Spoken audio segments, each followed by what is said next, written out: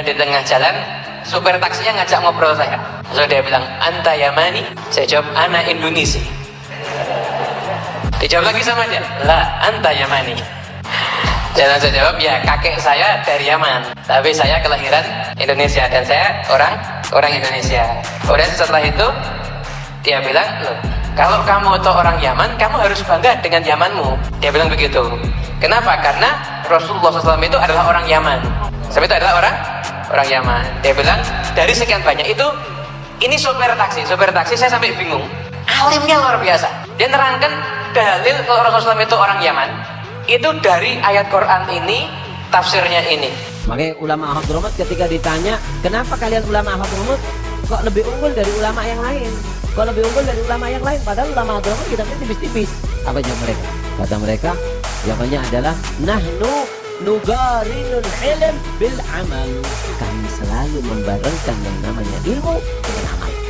Tahu satu ilmu? Tahu satu ilmu? Ya. Orang Indonesia fase-fase sebut Allah, subhanallah, astagfirullah, la ilaha illallah. Nah jadi kalau soal kefasihan kita nggak ragukan lagi. Kalau ada yang tanya kenapa sih orang Indonesia fasih, ya jangan kaget.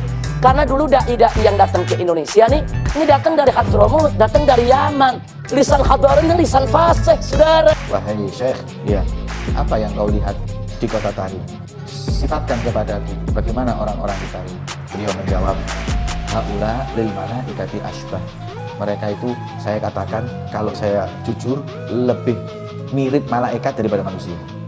Jalanan kota Tarim, guru bagi orang yang nggak punya guru. Kalaupun kita tidak ditakdirkan ke kota Tarim, dikumpulkan kita bersama para ahlu Tarim. Allah SWT ngasih rezeki kita cinta sama ahlu Tarim.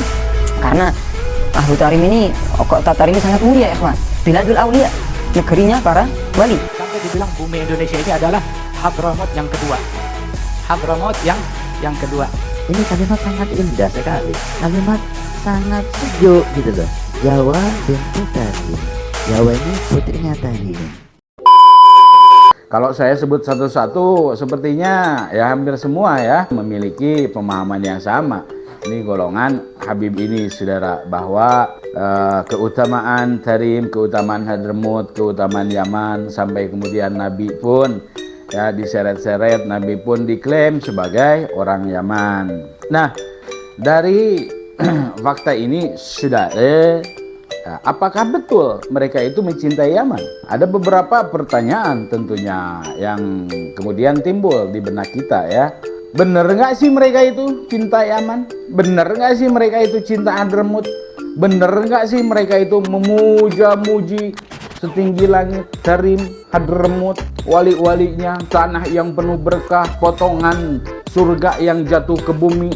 Bagaimana mereka ini terkenal sangat lebay ya. Mereka ini sangat lebay ketika membicarakan Yaman, membicarakan Hadramut, membicarakan Tarim, saudara. Luar biasa, saudara, pokoknya luar biasa kalau dari narasi. Tapi kemudian sebagaimana kita ketahui, negeri mereka yang mereka aku-aku sebagai asal mereka itu ikan nggak pernah berhenti, sudah tidak pernah berhenti perang. Ya kalau nggak dijajah, perang saudara. Yang paling lama itu perang saudara, ya ikhwan, saudara. Perang saudara, ya ikhwan, saudara. Perkembangan terkini, Hadramut sedang diperebutkan oleh Uni Emirat Arab dan Arab Saudi. Kalau kita bicara Arab Saudi tentunya bersama sekutu-sekutunya ya, khususnya Amerika, saudara. Ya sekarang dikuasai sama STC ya. Bentar lagi nanti datang Briges. Nah, jangankan untuk berusaha pulang ke sana untuk berbuat sesuatu di tanah ya, tanah kelahiran mereka atau tanah leluhur mereka ya. Sebetulnya tepatnya itu adalah tanah di mana leluhur mereka menumpang, teman-teman. Itu bukan tanah leluhur mereka, sudah ada. Jadi nggak bisa. Pertama, mereka mengaku-ngaku sebagai orang Yaman, bagian dari Yaman. Ternyata tidak terbukti, saudara. Ya, karena apa? Karena leluhur mereka pun pendatang, numpang seperti mereka di sini. Jadi bukan orang Yaman. Keduanya bukan orang Arab, bukan ada yang Arab. Kata siapa itu? Mereka Yaman. Kalau mereka Yaman, ya at least mereka adalah Arab, tapi bukan banyaknya peradaban yang kental di dalam darah mereka itu peradaban. Bagaimana mereka ini jadi orang Yaman kalau orang Arab pun lain? Nyahe tuh, nyahe, cenage. Namun orang Yaman mah pastinya orang Arab. Nah, kemudian tadi bagaimana mereka bahkan kemudian punya ajaran yang rasis, ajaran yang sangat sombong, saudara, di mana kita ini yang bukan dari golongan mereka dan bukan orang Arab, ini seakan-akan atau diibaratkan seperti binatang ternak. Mereka lah gembala-gembalanya. Kita ini digembalakan sama mereka. Kita ini binatang ternak yang nggak tahu harus ngapain, yang nggak tahu harus kemana, sehingga digembalakan oleh mereka. Mereka lebih mulia.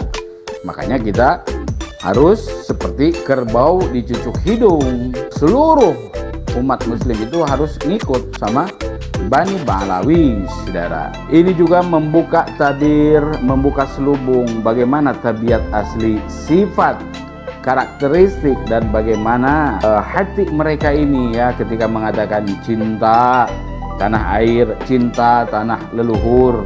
Nah, ini bisa kita bongkar dengan kenyataan yang ada. Saya mau tanya sekarang sama teman-teman, sampai detik ini ada nggak kira-kira, saya mau tanya, saudara, kira-kira ada yang tahu nggak? Sebutkan satu nama Habib yang sudah bicara masalah Hadramut saat ini, saudara, yang sudah bicara, yang sudah menyatakan pendapatnya, opininya, keprihatinannya, dan lebih lanjut lagi sudah ada langkah-langkah apa yang mereka lakukan, minimal berdoa, saudara. Saya mau tanya, kira-kira ada teman-teman yang sudah mendengar, misalnya Riji ngomongin soal Hadramut, kemudian mendoakan, minimal mendoakan lah. Sudah, nggak ada ya? Kenapa? Ayo, mimpi, saudara. Nggak ada. Tidak ada satupun yang bersuara, tidak ada satupun yang mengucapkan doa. Goblok ya, dibangga-banggakan, dipuja-puji setinggi langit, dipromosikan setiap saat, sampai mesti ngibul cerita-cerita mereka ini. Ada nggak sekarang yang ngedoain Hadramut? Jasaiku ada di Malang, ruhku ada di Tarim, Berak, Kebon. Kebukti ya berarti ya teman-teman, kondisi geopolitik internasional saat ini sudah terbukti. Nggak ada daya-daya, saudara. Nongseng semua, nongseng.